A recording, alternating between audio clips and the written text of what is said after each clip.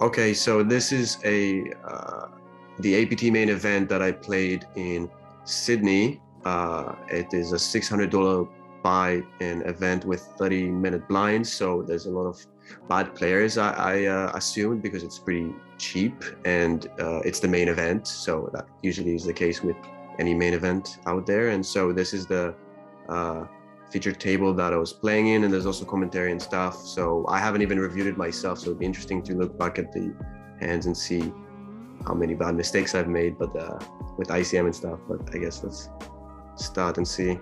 Let's have a look. But okay, so obviously that's me wearing the same outfit.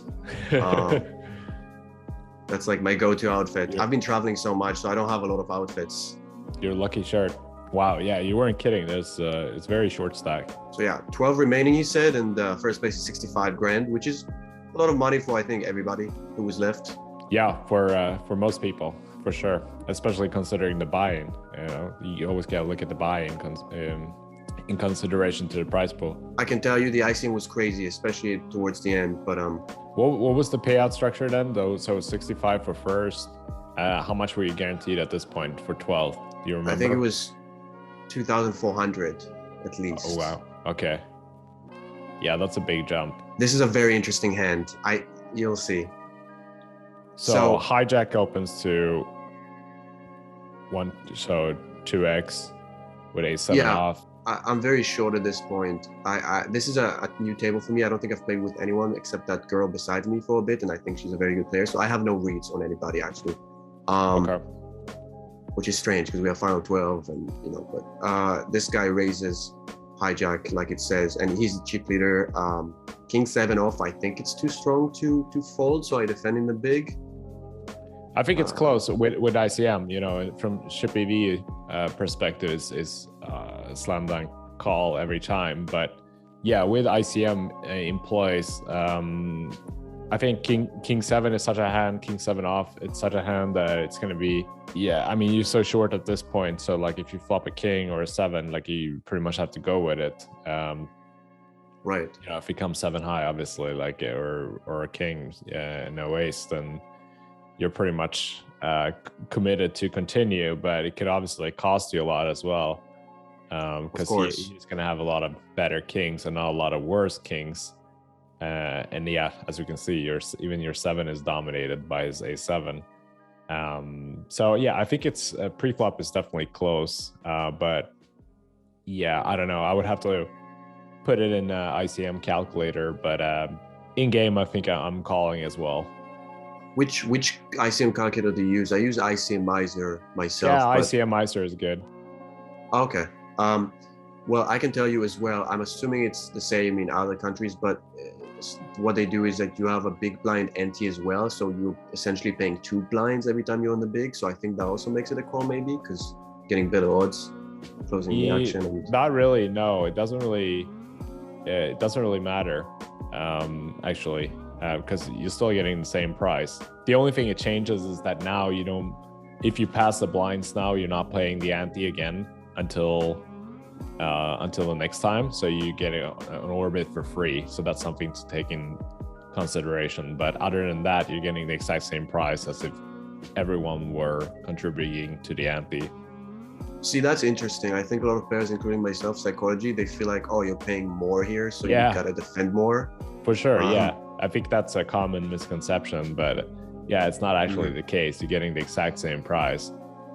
But yeah, it does change a little bit with your strategy from the big blind. If when you're really short, for example, in a ante structure where everyone's anteing up every time, then you can be a little bit loser from the big blind, because when you're really short, if you only have a few blinds left, surviving isn't worth as much because you're still gonna have to ante. But now, if you pass the big blind and you're still left with 3 or 4 big blinds, you don't have to. You get to see, well, in this case it's 6 max, but you get to see 6 hands for free basically, and you don't have to pay anything else. So that's something to take in consideration. For sure. And I think also, obviously we are short stacked here, but what do you think about, let's say we were both 40 bigs deep, or I was 40, let's say I was 40 and he would be 80.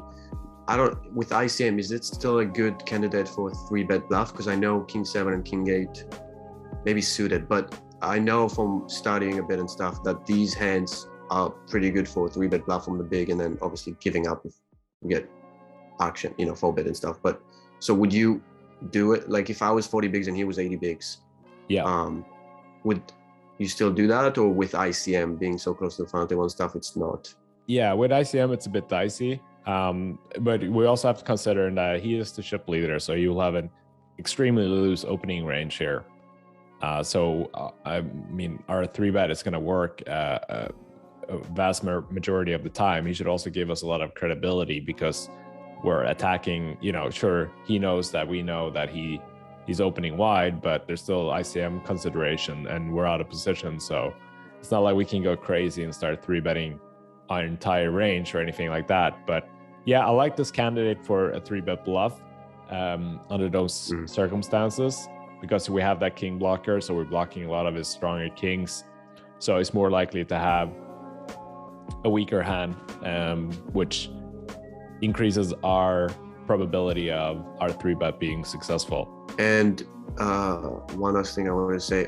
It's important to note, I'm pretty sure we were all short in this table, but the other table, they had some bigger stacks. So I don't think it's the chip leader in the whole tournament. But usually the chip leader at the table too will play like he's the chip leader of the entire tournament, because he will just try to push you around.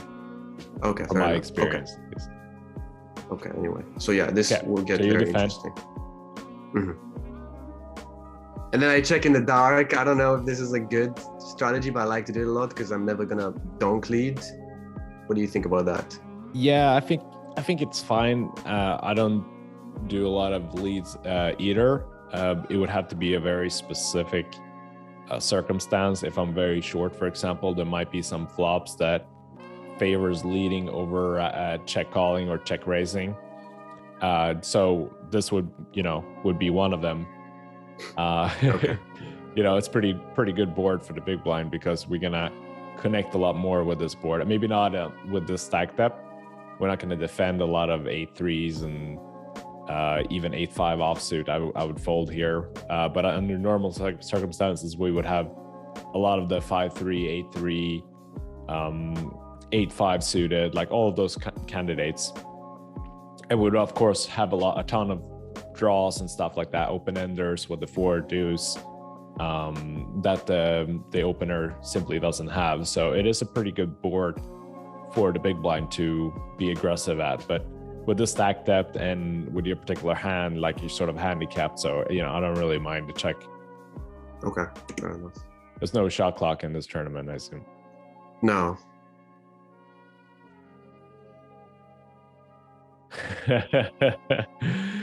I'm curious to see what you gotta end up doing here. It's pretty crazy. I'm gonna guess you make it 180. So what's your thought process here? In retrospect, I actually really like the play. Maybe not as big as I did, but also I just went with my gut feeling in this, and I felt like it was full of bullshit. Betting here, I just felt like he didn't have it. But looking back at it, King 7 is actually great because a 6 or 4 gives me, a gut short, and it's more equity. But we are so short stack that putting this much of money as a pure bluff, obviously if he shoves, I'm gonna fold. It's a very high risk, high reward kind of play, and I just felt like I needed to win the spot to have more chips. Otherwise, I'm gonna stay with like 10 bigs. So that's my thought process. I kind of went on gut feeling in this one, which I rarely do, and I rarely ever do this kind of play with like a third of my chips basically, right? So if he calls here, what's your plan on the turn?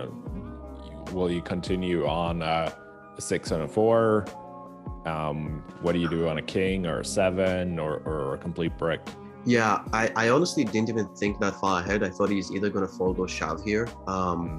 But if he did end up calling, which I think is very unlikely considering the type of level of play in these tournaments, then I would only shove on I guess my only play is either check or shove. I can't bet like that would be pretty psychotic to bet like 200k now. But so if we are only having those two options, then yes, a 4, a 6, a 7, or a king, I guess I just jam, and other than that, I give up, I think.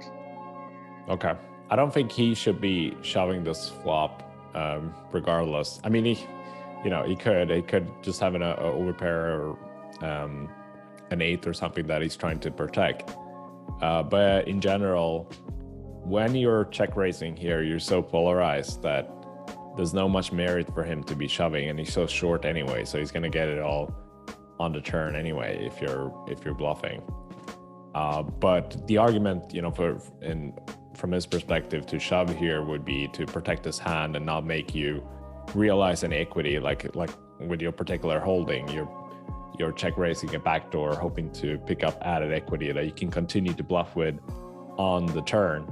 But by him shoving here, he would prevent you from realizing that equity and just killing the hand right here. But he has ace-7, so it's pretty tough for him to find a continue here, you would think. Yeah. So, but what do you think about the play? If you were in that position, do you just give up and fold? Do you call, or is the only? I would give up and fold the king 7 here. I would need a little bit more. Well, first of all, like you mentioned already, it's very high risk. Losing 220 here and being left with 480 at 60K big blind. It's such a big difference because it gives us a lot less playability. If we simply fold here, we're left with 600K 10 bigs. We just passed the big blind, so we'll get a whole orbit full of hands before we're in the big blind again, and we can survive a lot longer. And if we get a doubling up with 600 rather than 480 is worth a lot, because we're all of a sudden we're up to 20 blinds, and with 20 blinds we have a lot more playability than if we're doubling up to 15 blinds. Right. Okay, cool. So I guess if we are deeper, then we can do these stuff, but maybe not when they're so short. But thankfully it worked. Yeah, no, it's looking at it, it's a pretty sick play. I mean, you got dominated hand to fold. And yeah, I mean, he just has to give you credit here. I think I can't fault him for folding. I would have folded as well. Looking at it, it's pretty big difference from 480K that I could have left with to 1.1 million. Yeah, huge swing. So yeah, he must have felt relieved when he folded. Oh yeah, for sure. Okay, I mean, ace-3 off, I think it's a pretty easy fold from the small blind, right? When he raises on the gun. Yeah, easy fold. Okay. Especially with yours stacked up. This could have been loose as well. Maybe I play way too aggressive as well. You're on the button though, right? Yes. And what are the stacks to your left? The blinds? 1.3. Yeah, 1.3, and then the chip leader, I think. Chip leader. So I opened big, yeah. 7-5 suited. Yeah, I don't mind it if you have the blinds covered and if they're playing passively, but opening into the big blind, who's the chip leader, at least at the table, and the small blind has you covered as well, although he's pretty handicapped because he still has the big blind and the chip leader to his left to worry about. So I don't think he's gonna overcall too many hands, because it just gives the big blind too good of a squeeze opportunity. So I wouldn't worry too much about him, but yeah, opening 7-5 here is a little bit loose, in my opinion. I would have preferred to open a hand like King 7 suited or King 5 suited, or obviously Ace 5 suited or Ace 7. Wow. Yeah, and then I get King 10 off. I get punished. Yeah. Right away, obviously I fold. That's pretty aggressive on his part. You doing a bit of Hollywooding? I don't want people to think you're opening too wide. Yeah. Exactly. I was gonna say the 7-5 suited would be the only hand that I think I kind of got out of line in the opening, because I got chips all of a sudden, and I was like, okay, I haven't opened yet. They're gonna give me credit. They didn't. Yeah, I like that. I like that you're thinking that way. I do the same, actually. I always try to play as aggressive as my opponents allow me to. So once they start picking up that like I'm opening a little bit too wide, then I tighten up and vice versa. Yeah, I've heard from someone that it's an actual strategy. Like you start like with a very tight persona, and then you start bluffing more as the tournament goes on. I didn't know that's like an actual thing that professionals do, or some people do. Yeah, or you can do it the other way around too. You start playing crazy when the blinds are small, and then you build an image of being loose and crazy. And then as the blinds go up and every pot is worth more, then you're tightening up, but then you're getting paid in every spot where you have it, Right. That's just really important to be aware of your table image and the table dynamic. How does everyone play? How does everyone perceive you? How do you perceive them? And then adjust your strategy accordingly. Usually people perceive me, by the way, as the 3-5 off wins. What happened here? So is this blind versus blind? No, she went all in, and the guy in the big blind only had what he paid, four bigs less because he paid 2 of them. He kind of was committed, I guess. He had 4 blinds and he called it off with 5-3. I think 2 of them were already in the middle as well because he was in the big. Okay, still. Otherwise, yeah, people. That's another thing. People always think they're like pot committed when they're not. I've seen that a lot.